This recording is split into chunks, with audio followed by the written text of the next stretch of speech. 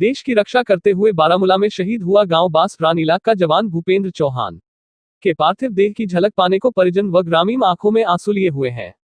5 दिन बाद बुधवार सुबह शहीद की पार्थिव देह गांव में पहुंचेगी तथा पूरे सैन्य व राजकीय सम्मान के साथ अंत्येष्टि की जाएगी।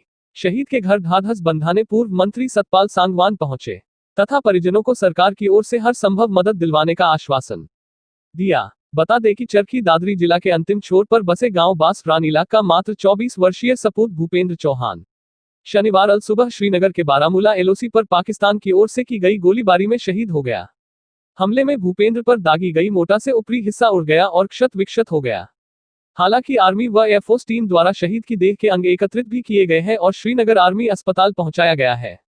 फौज के अधिकारियों ने परिजनों को सूचना दी है कि आज शाम को शहीद की पार्थिव देह विमान से दिल्ली पहुंचेगी।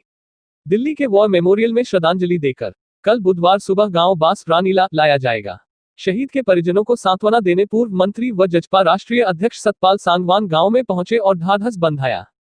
परिजनों ने पूर्व मंत्री के समक्ष बताया कि शहीद का 7 माह का बेटा है और पत्नी रेखा अपने पति भूपेंद्र के आने का इंतजार कर रही है। माता पिता जहां बेटे की झलक पाने के लिए आंखों में आंसू लिए हैं, वहीं पूरा गांव शोक में डूबा है। पूर्व मंत्री ने परिजनों को ढाढस बंधाते हुए कहा कि धन्य है माता पिता जिन्होंने देश को शहादत देने वाले सपूत को पैदा किया है। देश के लिए शहादत देने वाले भूपेंद्र चौहान पर पूरे देश को गर्व है। उन्होंने भी अपने पोते पोती को देश की रक्षा के लिए आर्मी में भेजा है। पूर्व मंत्री ने प्रदेश की गठबंधन सरकार से शहीद के नाम से गांव में स्मारक बनाने व परिवार सदस्य को नौकरी दिलाने की बात कही है।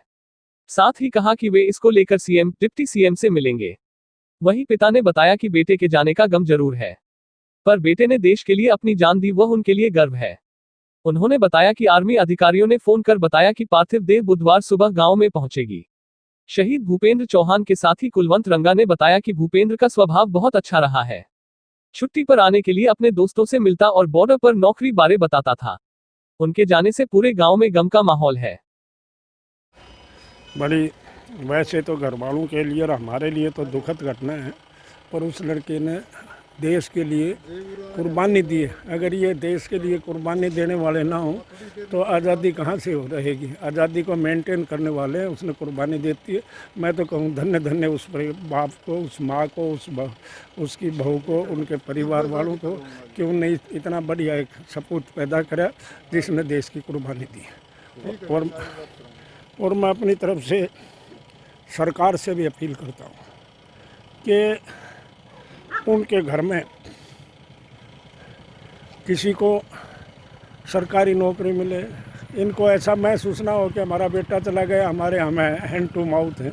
सरकार की तरफ से हरियाणा सरकार जो सेंट्रल गवर्नमेंट तो करेगी वो करेगी, हरियाणा सरकार को कम से कम 20 लाख रुपए इसके जो है ना, क्योंकि बच्चा भी 6 महीने का बच्चा है तो ये कैसे गुजारा करेंगे। इसकी दादी भी है, वो बड़ी ओल्ड एज है। मैंने तो देखा है कि उसको इनकी तरफ देखते हुए रोना आता है कि जो है ना एक जवान बेटा हमारा घर से चला गया, पर जो इसने कुर्बानी दी है उसका हमारा फ़र्ज़ और धर्म बनता है।